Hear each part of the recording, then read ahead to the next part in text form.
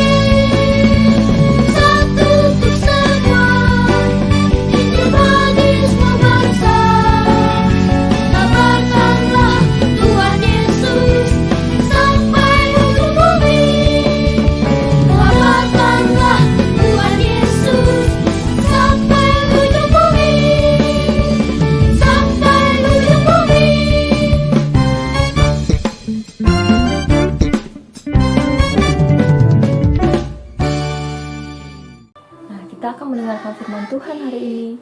Namun sebelumnya mari kita naikkan satu pujian. Pujian ini mengatakan Roh Kudus yang manis, tolonglah kami untuk kami bisa melakukan kebenaran firman Tuhan. Mari kita naikkan pujian ini bersama-sama. Adik-adik, sekarang waktunya untuk kita mendengarkan firman Tuhan. Siapa yang mau dengar firman Tuhan? Yuk kita duduk yang manis, kita buka telinga dan hati kita. Ku buka hatiku untuk firman-Mu. Ku ingin menjadi seperti Yesus. Berfirmanlah Tuhan, ku mau mendengar dan melakukannya setiap hari.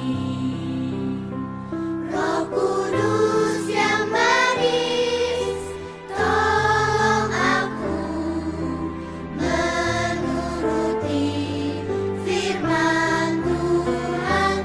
Roh Kudus yang manis, jadikanku anak Tuhan yang manis.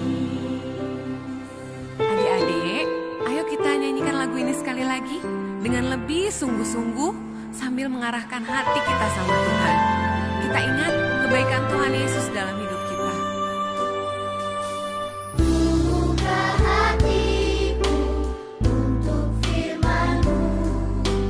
Ku ingin menjadi seperti Yesus. Berfirmanlah Tuhan, ku mau mendengar dan melakukannya setiap hari. Roh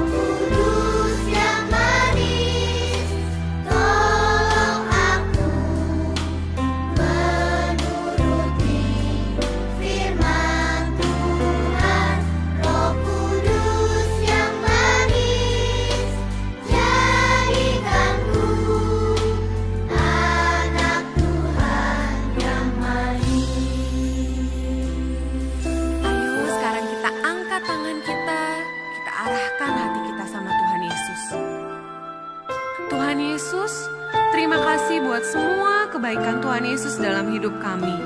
Kami tahu Tuhan Yesus sangat mengasihi kami. Saat ini kami mau dengar firman-Mu Tuhan. Kami perlu Roh Kudus-Mu untuk menuntun kami, supaya kami bisa melakukan apa yang Tuhan Yesus mau kami lakukan. Kami mengasihi-Mu Tuhan Yesus, dan kami mau menjadi anak-Mu yang manis Tuhan. Roh Kudus yang manis, tolong aku menuruti firman Tuhan. Roh Kudus yang manis, jadikanku anak Tuhan yang manis. Ayo kita panggil Roh Kudus. Yang manis, tolong aku menuruti firman Tuhan. Roh Kudus yang manis, jadikanku anak Tuhan yang manis. Dengarkan doa kami Tuhan Yesus. Anak Tuhan yang manis. Sekali lagi katakan, Anak Tuhan yang manis. Nah, tiba saatnya untuk kita mendengarkan firman Tuhan. Mari kita siapkan hati kita dan kita berdoa. Tuhan Yesus, kami bersyukur hari ini Tuhan telah memimpin kami, Tuhan telah menyertai hidup kami. Saat ini ya Tuhan, kami akan belajar bersama kebenaran firman Tuhan. Kami rindu biarlah melalui firman Tuhan hidup kami diubahkan. Kami rindu juga Tuhan, supaya melalui firman Tuhan kami terus bertumbuh. Dan saat ini Tuhan terangilah pikiran dan hati kami oleh kebenaran firman Tuhan. Berkati Kak Elis yang akan menyampaikannya. Dalam nama Tuhan Yesus kami berdoa. Amin. Salam adik-adik. Hari ini pembacaan Alkitab kita terambil dalam Kisah Para Rasul 2 ayat 1 sampai 13 dengan tema firman Tuhan yaitu Pentakosta. Ayat hafalan kita terdapat dalam Kisah Para Rasul 1 ayat 8. Tetapi kamu akan menerima kuasa kalau Roh Kudus turun ke atas kamu, dan kamu akan menjadi saksiku di Yerusalem dan di seluruh Yudea dan Samaria dan sampai ke ujung bumi. Kita memperingati hari raya Pentakosta, yaitu hari yang ke-50 atau hari turunnya Roh Kudus. Setelah gereja merayakan hari kenaikan Tuhan Yesus ke surga, maka satu peristiwa penting berikutnya yang kita nantikan adalah hari Pentakosta. Istilah Pentakosta adalah dari kata bahasa Yunani, yaitu Pentekoste, yang artinya hari yang ke-50. Karena itu, pelaksanaan hari raya Pentakosta dirayakan oleh gereja-gereja pada masa sekarang adalah dihitung 50 hari sejak hari raya Paskah. Dalam Kisah Para Rasul 2 ayat 4, Pentakosta khususnya berkaitan dengan bahasa roh. Pada ayat keempat dikatakan, maka penuhlah mereka dengan Roh Kudus, lalu mereka mulai berkata-kata dalam bahasa-bahasa lain, seperti yang diberikan oleh Roh itu kepada mereka untuk mengatakannya. Adik-adik yang dikasihi Tuhan, apakah adik-adik mengenal siapa Roh Kudus itu? Roh Kudus itu adalah Allah sendiri. Ia juga sering disebut dan dikenal sebagai Roh Penghibur. Ia dicurahkan Allah kepada dunia untuk membuat dunia bertobat akan dosa, sadar akan kebenaran, dan penghakiman masa yang akan datang. Bagaimana cara Roh Kudus bekerja mengubah hidup kita semua?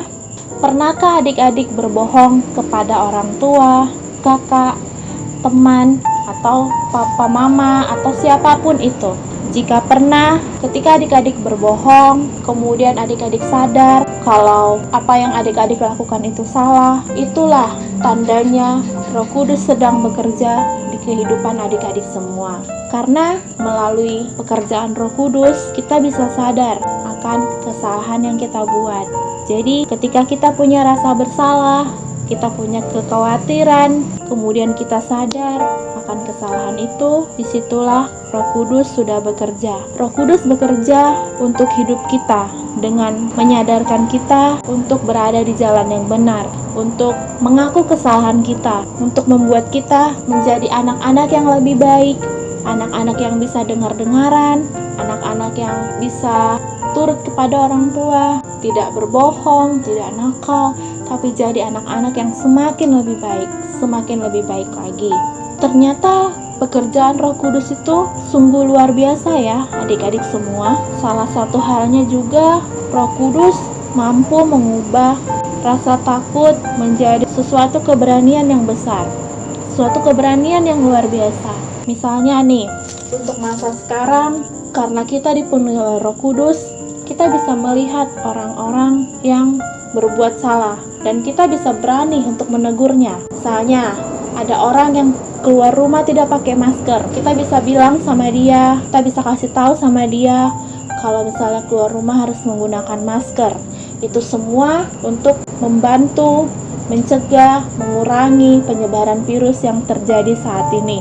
Jadi, melalui Roh Kudus kita juga dapat digerakkan untuk semakin bisa berbuat lebih baik lagi. Terutama untuk saat ini, waktu kita banyak di rumah, kita bisa bantu orang tua, kemudian rajin belajar, keluar rumah untuk hal-hal yang penting saja, mau dengar-dengaran orang tua, mau dengerin firman Tuhan, walaupun saat ini gereja sedang libur, tidak ada sekolah minggu, tapi masih punya waktu untuk baca Alkitab, dengarkan firman Tuhan, menyanyikan lagu pujian. Jadi kiranya melalui hari Pentakosta ini kita dapat mengambil satu komitmen penting untuk kembali hidup dengan dipenuhi oleh Roh Kudus, menjadi saksi Allah yang hidup di tengah-tengah dunia ini, supaya kita mampu untuk mengajarkan kasih, menjadi saksi Allah, menyebarkan kabar baik, dan membantu pelayanan Tuhan di dunia ini.